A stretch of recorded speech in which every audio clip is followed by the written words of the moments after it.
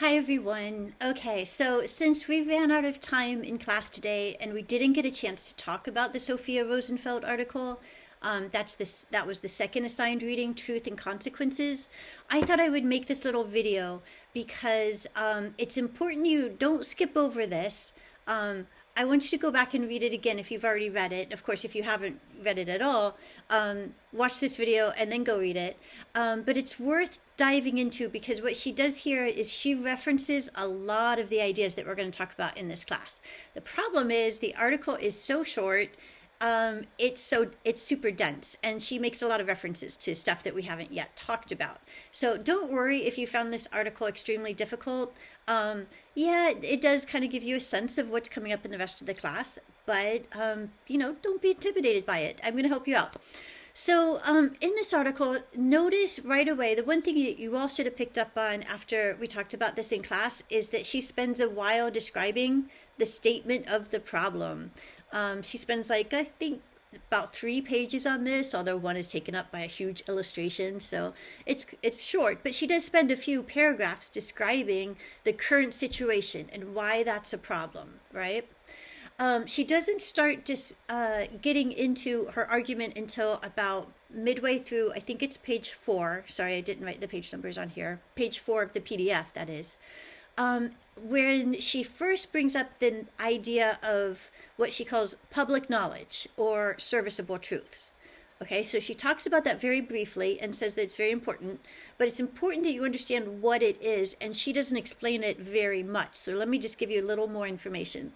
The idea of public knowledge, well, first of all, here's an idea.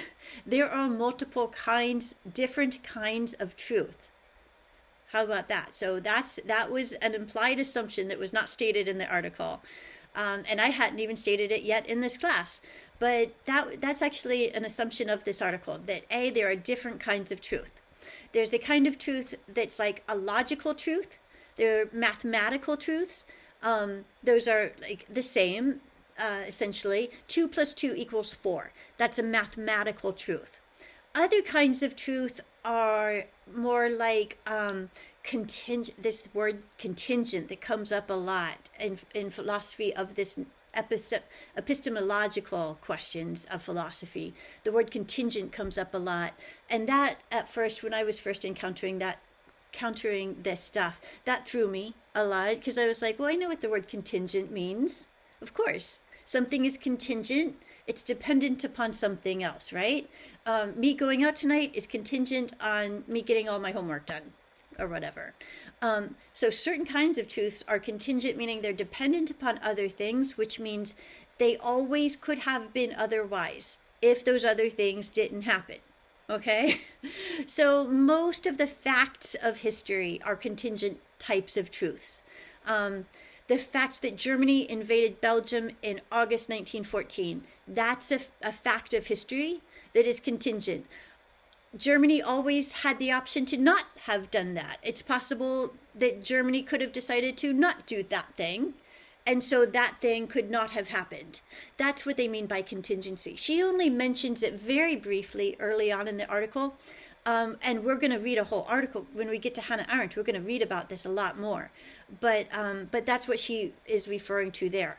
But the idea of public knowledge or serviceable truths is the idea that there are certain kinds of truths that people need in order to live together as a community.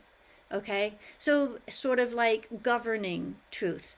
We all have to, and this is easier than it's making it sound. It's just, it sounds funny when you describe it, but really you all know this stuff. There's certain things that we all have to be able to agree on in order to live together as a community. Now, those truths do not have to be religious truths, obviously, of course, because we have figured that out since the 16th, 17th century so far. We don't all have to agree on the definition of God or how to act, in a religious manner. We can have differences of opinion on those types of things. That's fine.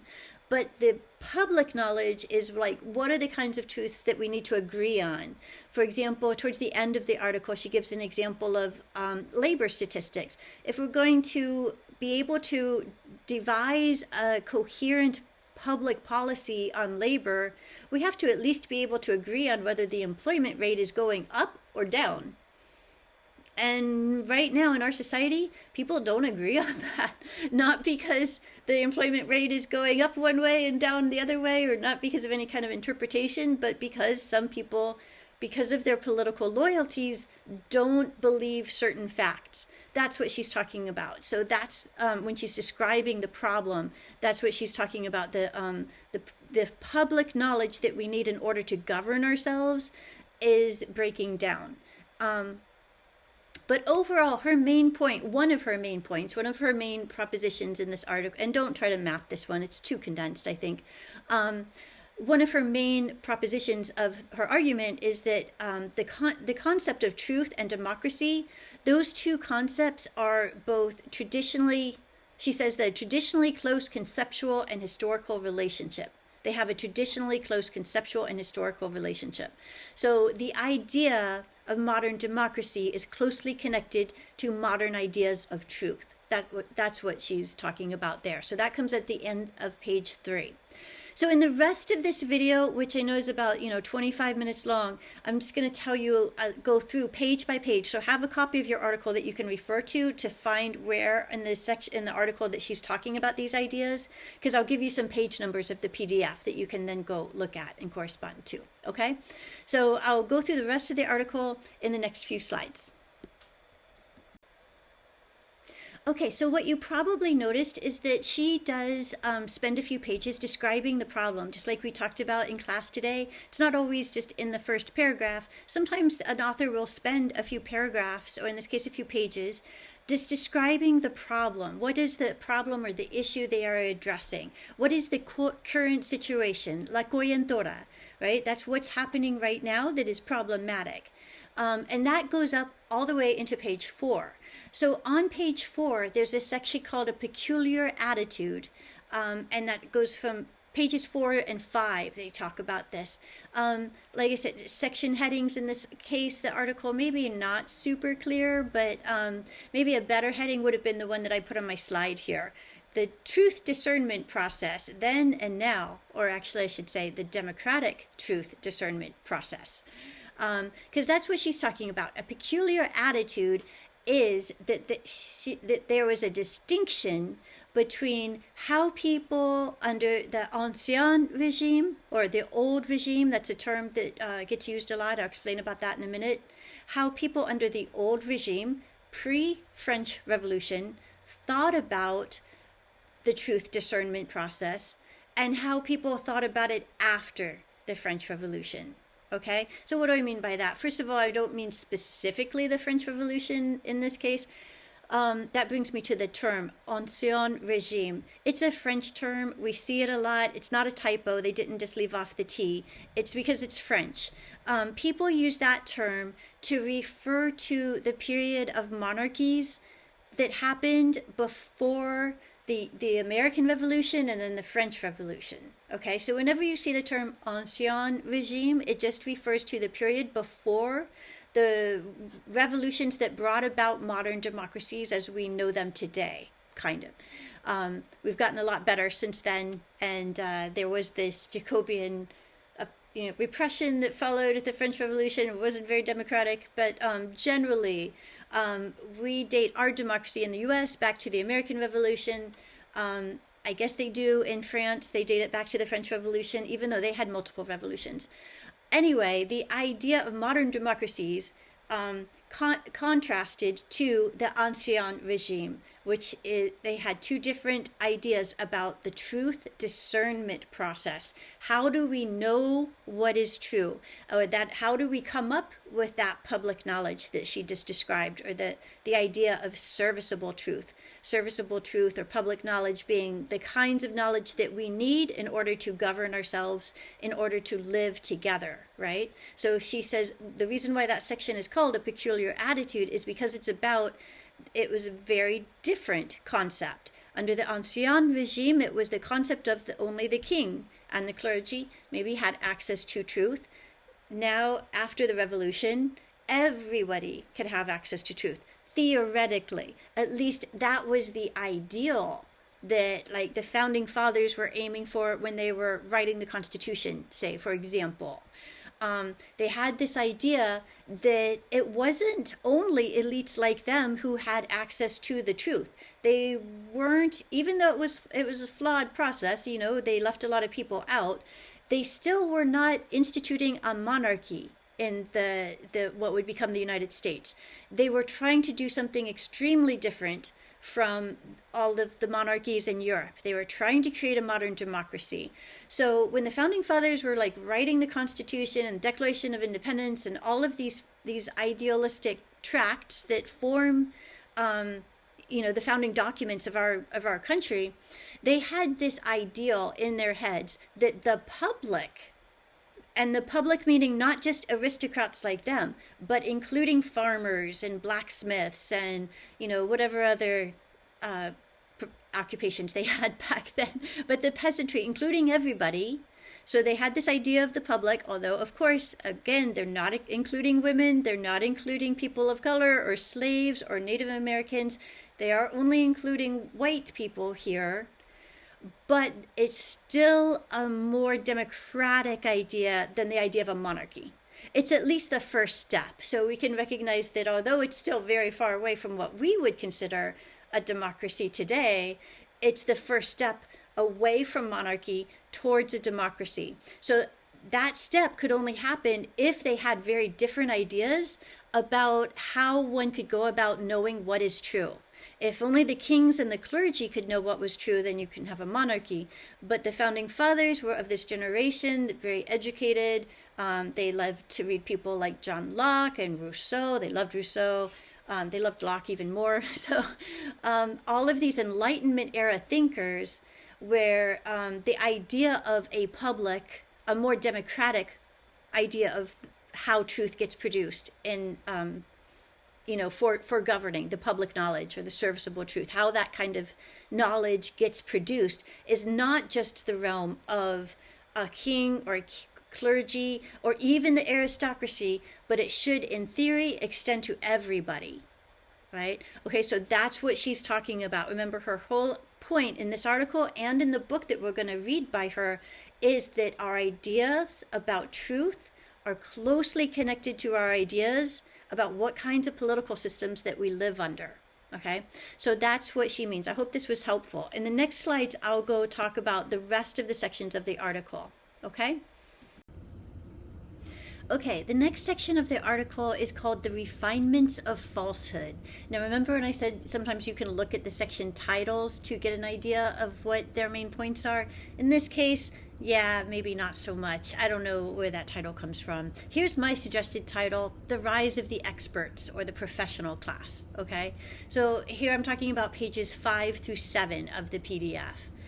Here, in this section, what she says basically is that, that democratic truth discernment process that the Founding Fathers imagined would happen under a modern democracy, that did not exactly go as planned, or things didn't work out in the way that, the ideal was. Ideally, the peasants and the blacksmiths and the, whatever farmers would all participate in the truth-making process. In reality, that rarely happens to as much as we would like it to be. And some of the Founding Fathers actually did recognize this to an extent. But what they were recognizing is the ability of elites and or a majority. James Madison wrote a lot about the tyranny of the majority to override and trample on the rights of the minority. But just generally the idea that as the elites in society would tend to monopolize that truth discernment process and push the little people out of the way. So to a certain extent, it's just a matter of, who has access, and access requires wealth, time, who has the wealth, the money and the time to participate in the democratic truth discernment process that comes up with this public knowledge or serviceable truths. And who doesn't. And so that the elites still tend, of course, even to this day, tended to hijack the process and monopolize it. So what she says in this section, and this is you know, the whole point of her book that we're going to read later on is that this becomes even more the case as society becomes more and more technologically advanced. So, towards the end of the 19th century, we begin to see in the U.S. for the first time. This is really interesting. For the first time, we begin to see the rise, the birth of the idea of the expert, somebody whose knowledge is of a particular niche, and it's very nichey. And sometimes even experts can't understand other experts. So this specialization of knowledge process, this starts really taking off in the late 19th century. I think in her book she talks about that's when the Bureau of Labor Statistics gets established, all sorts of government offices get established where they're producing facts, collecting statistics, producing public knowledge that the government, that we need to govern society, that in order to live together, and people who work in these very specialized areas. And gradually, the knowledge becomes less accessible to people who don't have that specific training. So you see what she's talking about here, how as society grows more and more complex, the Industrial Revolution happens, society gets more complex, it gets more advanced. Inevitably, this is having an impact on who can access truth. Whereas before, in a simpler time and place, maybe everybody could understand, all of the issues facing this community. Now, as you go from like kind of a very simple society to a much more complex industrialized society, that becomes less possible. So that's where you get the rise of the expert class and the professionals. And that's what she's getting at in that section of the article. So read pages 5 and 7 again, 5 through 7 again, to see what she's talking about there. That's basically her point. At some point, the professional class rises, and that makes the governing process of producing of truth that we need for governing ourselves more difficult for everyday people to access. Okay?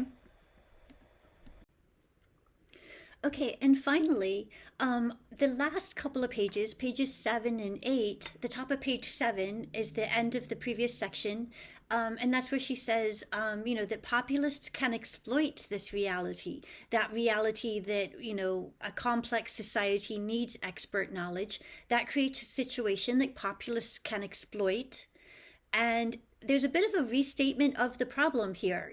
She says that's what is happening today. So then the last section is called Has It Ever Been Thus? Has it always been this way? And in this case, the section title does work. She's asking, yes, this is true. Does this mean that, things have always been this way? There's nothing new going on here, so it's not a problem. Yes, she says things have always been this way. This is an inherent aspect of democracy, that how do we create public knowledge or serviceable truths in a communal consensus manner without excluding the masses. How do we do that in a technologically advanced society where there is also the need for expert knowledge? That is always going to be a tension in modern democracies. And she says, it's not easy, and but it is worth the struggle. She says, if we give up that idea, then what comes to mind, she doesn't talk about it there, but what came to mind for me was the Cultural Revolution in China. So if you ever have seen any movies that depict what the Cultural Revolution was like, currently a popular Netflix show, Three Body Problem, the very first episode opens with a depiction of the Cultural Revolution in China. And that's where intellectuals and academics are getting their heads chopped off, they're getting thrown into prison.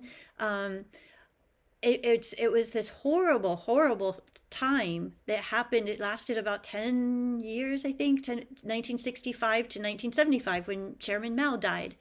The Cultural Revolution was this horrible time of oppression where people attacked anyone with knowledge, any kind of institutional knowledge, any kind of cultural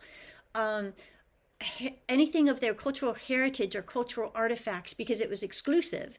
The only kind of knowledge that mattered for the Chinese Communist Party during the Cultural Revolution was the truth produced by the Chinese Communist Party. That was it. Everything else was seen as an enemy of the people. I really encourage you to see a movie or read a book or something about the time of the Cultural Revolution. A really good movie I just saw recently over this past summer was Farewell, My Concubine. That's a incredibly beautiful, very moving story that takes place during the Cultural Revolution in China. It's from 1991, so it's not easy to get, but I rented it on Amazon for like $2 or $3. Otherwise, I think that's the only place you could get it. But anyway, if you want to see what the Cultural Revolution was like, that's what it's like. And you can see it a little bit in that Netflix show, Three Body Problem. So that's what came to mind to me when she says at the very end that, we could just give up on this and say that democracy really is just a way of papering over these injustices and reality. So maybe it's not worth defending. And that's when I think of, the Cultural Revolution. But she, of course, says, and I agree, I hope you all agree too, that, democracy is worth defending. And if we're going to defend it, we have to resign ourselves to the hard work that truth matters.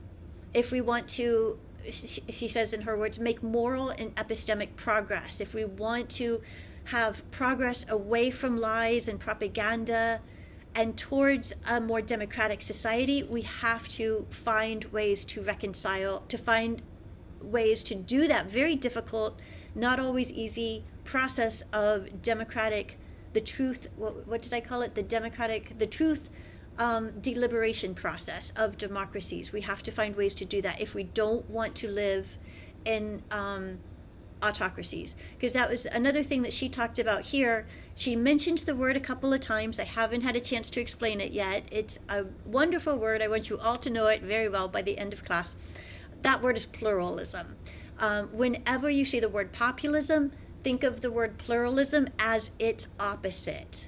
Okay, we'll learn more about that when we read more. I think you're going to learn more about populism this weekend as you read the chapter by David Kamens where he's describing populism. But the difference between populism and pluralism is that populism assumes that the people are a monolithic whole. What do I mean by that? I mean, like the people all want the same things. They have the same desires. It's that they have a very clear expression of what they want, and that's expressed through the populist demagogic leader. And there's no differences. Anybody who differs with that opinion is an enemy of the people. That's the populist version. Pluralism is the idea, you can tell from the root word plural, many people, many different people or perspectives that are definitely not all alike. And sometimes they're going to conflict. So the idea of pluralism is very, very fundamental to the idea of a liberal democracy. Basically, you cannot have a liberal democracy without some kind of concept of pluralism. And that's what populism throws out the window. Okay? So I know, yes, there was a lot packed into this little 8-page article. But it's a good article to show you, the kinds of things we're going to be reading in this class. I actually think it'll get easier because it won't be so condensed. And a lot of the things that she didn't have time to go into or explain in this article, we're going to spend, pages and pages thinking about, reading about, looking at within a whole text or book chapter or whatever it is that I've assigned. We'll have time to go into some of these ideas in a lot more detail. And so I hope this video was helpful. I know it wasn't an easy article, but I hope the video helps. If you haven't yet, again, let me just urge you one more time, just go back and read that article one more time, especially after now you've listened to the video, and it'll be like day and night. The difference will be like day and night. When you read it the first time, if it just seemed like a brick wall and you had no idea what she was saying, now you've heard this video, listen to, read the article again, and boom, it's just like a light goes on. There's something to that analogy, like the light bulb, the light goes off and you're like, oh my gosh, how could I not have understood that the first time? you'll feel silly. Don't worry, that's normal. I feel that way all the time. The first time, I feel stupid because I didn't understand something completely the first time I read it. Don't beat yourself up like that. There's no reason to do that. That is completely normal. And it's a good thing if you have the difference between, completely not understanding something and then boom, the light gets turned on when you read it the second time. Brilliant. You're in a good position. Okay, so I hope this was helpful. I will see you all a week from today, which is Wednesday. Have a good Labor Day holiday. Bye.